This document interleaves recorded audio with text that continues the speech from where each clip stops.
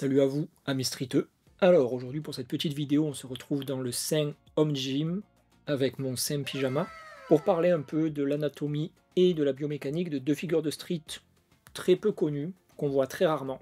Le CTI, le Close to Impossible, ou le Wide CTI, donc le Close to Impossible prise large, et le Reverse CTI, ou CTI inversé, et le Reverse CTI prise large. Certains vont me dire, Mais Monsieur Fonte, pourquoi tu nous fais pas des vidéos sur la planche et sur le touch?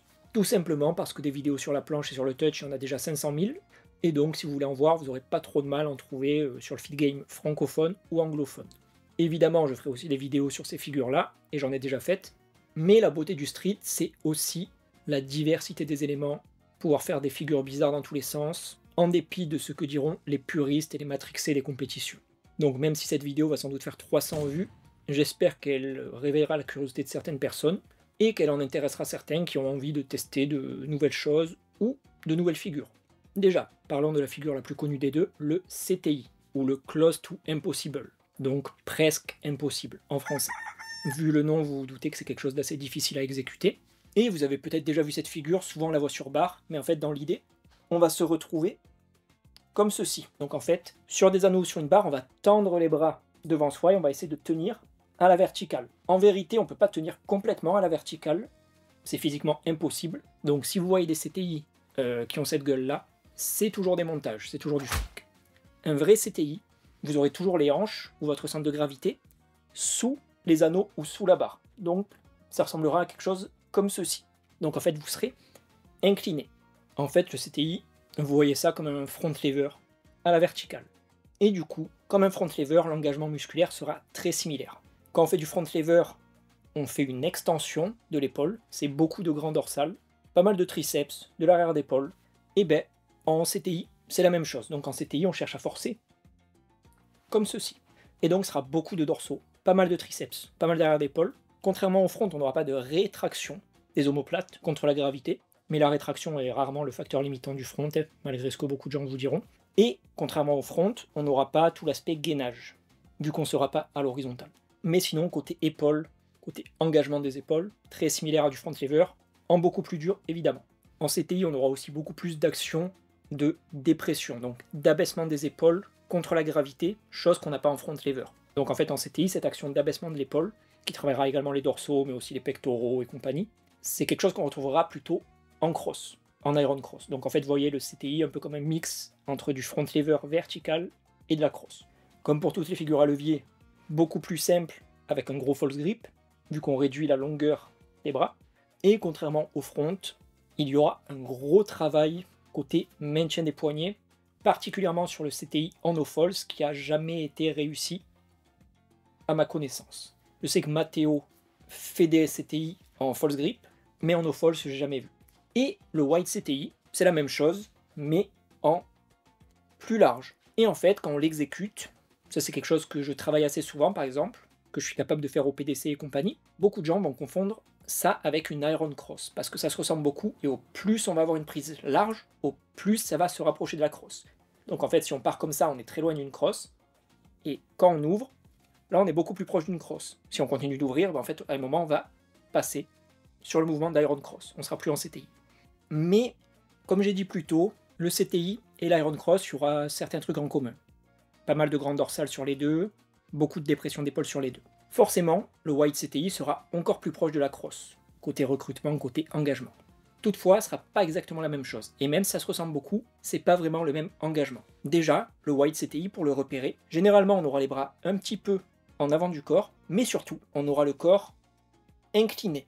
On n'aura pas le buste à la verticale comme sur une cross. Donc on sera incliné, comme ceci. Côté engagement, côté ressenti, on sentira plus les dorsaux que sur de la cross, moins les pectoraux. Et surtout, là où ce sera le plus différent, sera côté engagement des coudes. Donc sur la cross, on aura plutôt le tendon du biceps, l'intérieur des coudes, alors qu'en CTI, l'orientation sera différente. Et ce sera beaucoup plus triceps, arrière du coude, arrière d'épaule, chose qu'on n'a pas sur la cross. Mais malgré tout, pas mal similaire, côté engagement, côté ressenti et côté difficulté. Et maintenant, pour l'autre mouvement dont on va parler aujourd'hui, donc le reverse CTI, le CTI inversé, ça, à ma connaissance, il y a très peu de gens qui le travaillent. J'ai déjà vu Matteo en faire, quelqu'un d'autre dont j'ai oublié le nom, mais qui en fait aussi, et qui fait aussi du CTI d'ailleurs, donc blond avec une crête je crois. J'essaierai de retrouver son Insta, voir si je peux le foutre à l'écran. Donc un mouvement très très très rare. Et en gros, le reverse CTI, tout à l'heure on était devant, et bien là en fait on va passer derrière, comme ceci. Et donc pour le reverse CTI, même logique. On ne pourra pas avoir le buste à la verticale. Physiquement impossible. Donc on sera incliné, comme ceci, pour avoir le centre de gravité sous la barre ou sous les anneaux. Sinon, même logique. Beaucoup plus facile en false grip, parce qu'on réduit le levier. Et si on pouvait comparer le CTI au front lever à la verticale, certains l'auront peut-être compris, le reverse CTI, on peut comparer ça à un back lever à la verticale. Et on pourrait aussi un petit peu comparer ça à du Hefesto bras tendu, d'une certaine manière. Et donc, côté engagement musculaire, ça va être très proche du back lever, justement, ou de l'Hefesto.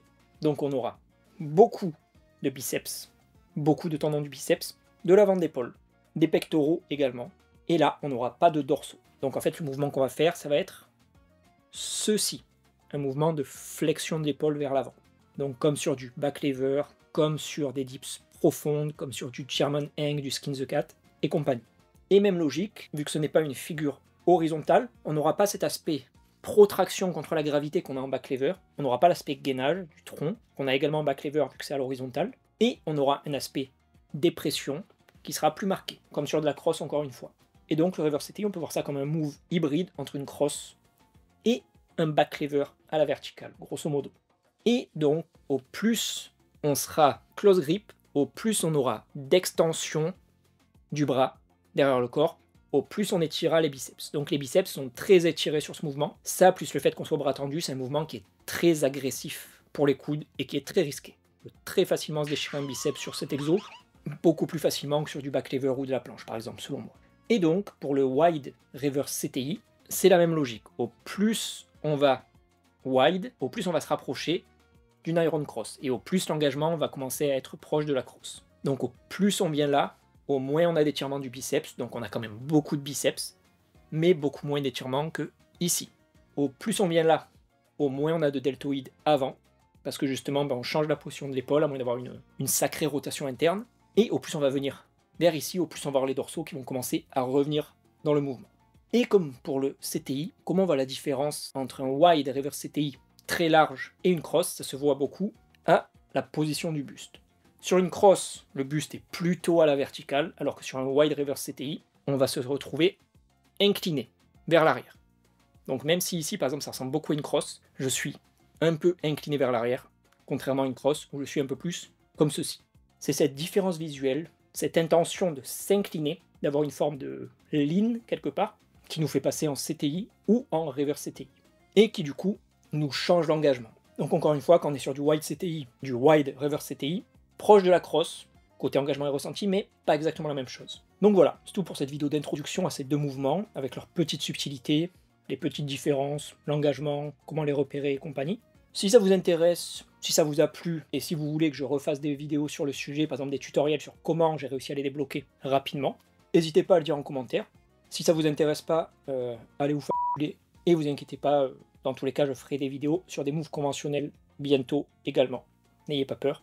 Comme d'habitude, si vous voulez soutenir la chaîne, vous avez plusieurs moyens de le faire. Vous pouvez laisser un commentaire, liker la vidéo, la faire tourner au monde entier, c'est gratuit, ça fait plaisir. Vous pouvez rejoindre la super commu Fontesque pour avoir accès à des connaissances, à des articles, à du contenu exclusif, à la commu, avoir une réponse rapide à vos questions et une expérience de coaching à petit prix en rejoignant le Discord privé. Donc si ça vous intéresse, vous avez la vidéo explicative et le lien pour rejoindre en description, donc via mon Ko-fi dans l'onglet Membership.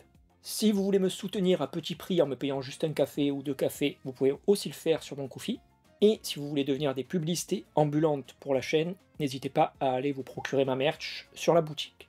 Comme d'habitude, un grand merci à tous les membres du Discord, à tous les donateurs qui permettent à la chaîne d'être un peu plus indépendante chaque jour et qui me permettent de libérer plus de temps pour faire des vidéos. Si jamais vous avez d'autres questions, des demandes, vous voulez qu'on travaille ensemble ou autre, n'hésitez pas à m'envoyer un message sur Insta. Et pour les autres, je vous dis sayonara.